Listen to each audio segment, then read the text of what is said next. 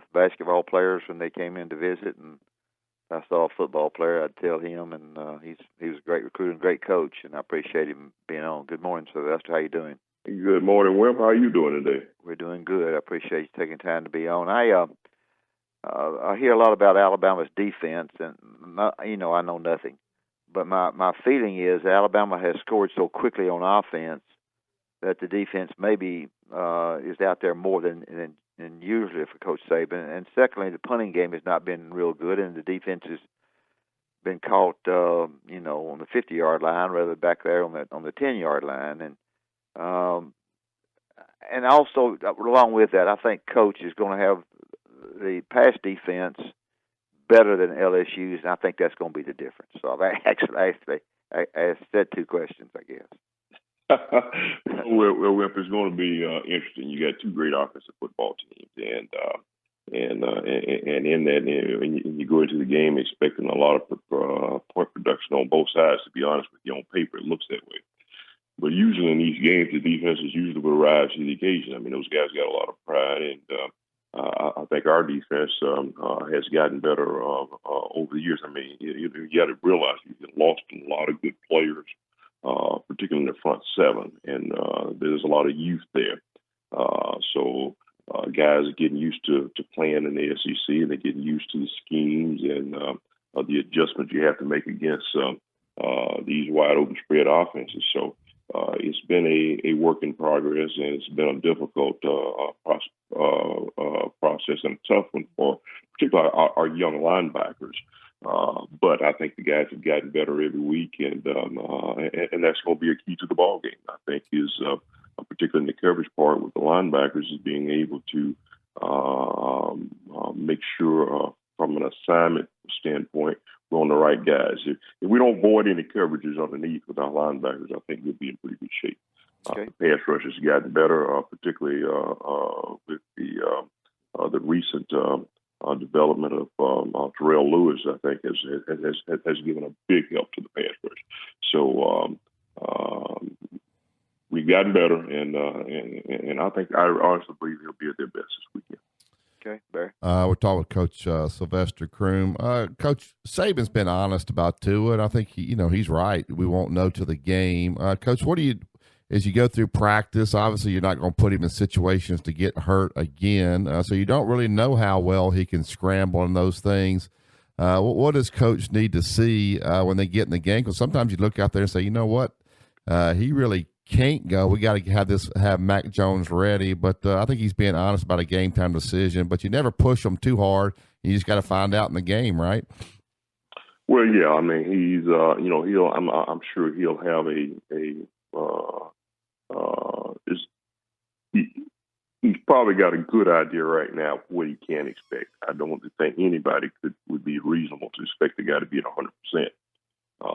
But the question is he healthy enough to be effective enough to give you a chance to win the game and not injure himself, even worse than he already is. And I'm sure the doctors have sure been getting treated probably around the clock, and I hope he's able to play, physically capable enough, healthy enough to play, and be able to play, with some pain, because I'm sure it's just I would to be able to play without pain in this deal. I just can't see him not being under a little bit of duress, but you have to play this game. It's always some discomfort at this point of the season, regardless. Sure. Sly, I don't. You've been in the pros coaching. You've been great coaching in college. I've never seen wideouts as good as the Alabama kids are, and I don't. And I was there, when you were playing, and I've never seen anybody that throws it the way Tua throws it. And I got to give Sark a lot of credit for, being manhandling the way he has. But have you ever seen guys any better, that many guys on one team together, both pro and college? No, not you don't see it very often. I think I coached in the NFL 25 years, and I don't think I was on a team that had even one receiver as good as those guys are, and definitely never was on a team with two or more. And so, and with a quarterback like that, it's a luxury and a rare experience to be on a team where you can throw the ball to the best matchup anytime you walk up to the line of scrimmage. Literally, they could throw the ball every play. And probably be effective. You know, if Tua does a good job of just taking what's there, one of those guys is going to be open. And Sark has done an outstanding job of matching, particularly with Judy, moving him around to where he gets just great matchups. And I mean, you know, there's no way if particularly when you put the 4 wide package out there, that many people, and maybe LSU will come close, but at least one of their 4 defensive backs in man-to-man situation, there's going to be a mismatch somewhere with the caliber of those receivers, and then they still got guys coming off the bench that are just as good. So they've done an outstanding job of recruiting and an outstanding job of coaching these guys. Does Sark sit down? You know, this is probably a stupid question. Does he sit down and show him where he thinks the mismatches will be in what LSU has done previously? Of course. You know, as you go through the week in the game planning, I mean, so the coaches look at, okay, who's the guy we can go after over there? Okay. And what they'll do is design formations to where, hey, Judy could be in the slot, he could be outside, of whoever they feel like will give them the best matchup on a particular play. They'll create the formation to where they move the guys around, and that's why you not only have to have guys, receivers that are skilled athletes. They have to be very smart, because basically, in order to do that, the guy has to know every spot, every receiver spot in the offense. It can't just be a one. The days of a receiver coming out of the hole and lining up over on the left side or the right side, or lining up strong or weak. The good ones don't do that. They have to be able to line up everywhere. That way you can get the one-on-one matchup. The whole idea is football today is about matchups. I mean, it's purely about matchups. Where can you attack their weakness? And the same thing, the defense is trying to do the same thing as the offense. You know, I mean, they're going to try to get their best pass rusher against our worst offensive line. Yeah. That's interesting. Yeah, it's like basketball. You got a guy that's got two. Exactly right. You got a guy that's got 2 fouls. You're going to go at him because he's probably not going to guard you as hard. How much does that happen, Coach, where maybe LSU has a guy go down and they run a freshman out there from the box? Those guys are calling down, hey, let's go after number 28. He hadn't been in this environment much. Does that happen a lot in college football? I promise you it will. As soon as the guy go out, he better back up, because he's coming. They're coming right at you, right? He was right at him. As far as Dad and I've talked about this, and there's 2 different coaching styles, and Dad's always said this: you got to be who you are.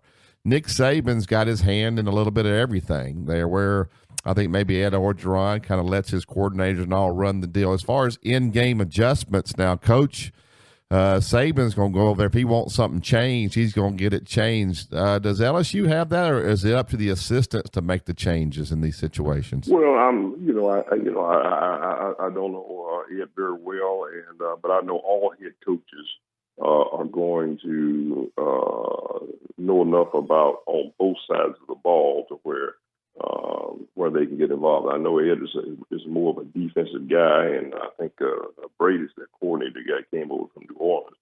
I'm sure he probably is not as in the detail as far as the details of each play, but I'm sure, hey, if he gets over there and say, let's we need to run the ball a little bit more here, all we got to do is put that headset on and say, hey, let's run it a little bit more, or let's go after this guy a little bit. Then that's going to get done, and that's the head coach's prerogative. Coach Saban is involved in the details of the system probably more than than most head coaches, because he's very sharp on both sides of football, and his system is set up to where he's been in it so long, and the guys who come in they have to adapt to the system so he can communicate with assistant coaches on scheme, on schematic elements of the game, probably better than most guys can. You know, the evaluation is, I tried to evaluate best I could, and you did terrific to evaluating kids for Coach Bryant. Trying, you guys that could play, but you also evaluated them, and the evaluation generally was correct. Sometimes it was for us for basketball, sometimes I missed. But when you evaluate in professional football, you have all of those sessions that you talk about their life and how they are and so forth. Is it more difficult to evaluate a kid coming into the professional level? Is there a difference? I guess that's the question of trying to evaluate a kid coming pro and a kid coming to college. No, it's difficult at both levels. I think. Because it's difficult at the college level because you don't have as much time. Yeah. And the level of and when you're the time is reduced, and also the players are playing at different levels of competition. And I think one of the things that Coach Saban has done in Alabama, to me, is he is the greatest evaluator. I don't think there's any question about that. To be able to constantly retool. Basically, he's operating on a 3-year game plan. It's not like we were. We had 4 years. You bring a guy in, you develop him, and you hope you have a senior laden team where you got guys with a lot of experience. Well, he's lost that. You got the guys at Alabama. Hey, if you're not getting drafted after your junior year, you're not very good if you're playing at Alabama. You didn't want to miss your evaluations with Coach Bryant much, did you? No, you don't want to miss that because you were going to hear about it, though, right? And I'm sure the same way there now. Yeah, I don't think you want to miss with either one of them. No, you would not want to miss with them. But the biggest thing is particularly at the Power 5 school and in the NFL. The great thing in college is that the head coach can sit down when he comes into his program, and he can create a profile on each position. How tall the guys got to be. What kind of speed for each position. That's good. And then you don't deviate from that profile. That's the same thing you have to do in the NFL. The problem with the NFL is, though, if the head coach and the GM and the owner are not all three on the same page as to what kind of player, what the profile is, the physical profile, the mental profile, or the character profile, and how each guy is going to fit into the scheme. Because different guys, everybody can't play for every coach. But there's a lot of guys can play if you got a defined role and how they can do that. That's what makes New England so good. Guys come in, but they don't do well somewhere else. They come in, but New England asks them to do one thing. And they do that one thing well. They take advantage of it until they can't anymore, and then they send them on down the road. We're talking with Coach Sylvester Croom. Coach, is this a factor or is it overblown? I always thought it was. I equate it to Kentucky basketball, Duke basketball. When they play, when they're warming up, there's people all around the court taking pictures. It's just a big environment. Alabama's in that environment all the time. It's not anything new to those guys. Where LSU, I've heard they've been working since the spring to be ready for Alabama. Is that a factor that Alabama's been in these bigger games? These coaches have been in the big games. It's not overwhelming to those guys, and it won't be Saturday at 2:30. There's no doubt about it. Here's the things that I've always believed is different about Alabama and about kids that go to Alabama. In a lot of places, if you win 10 games and you go to a bowl game, that's a great season. In a lot of places, if you win the SEC championship, that's a great season. But when you go to Alabama, you don't win a national championship, hey, it's time to get ready for next year. That was not a good season. That's pressure. Yeah. That's a lot of pressure. So when you sign the scholarship to go to Alabama, then you accepting that responsibility, and you know what goes along with that. Those kids can handle that. They knew that coming in.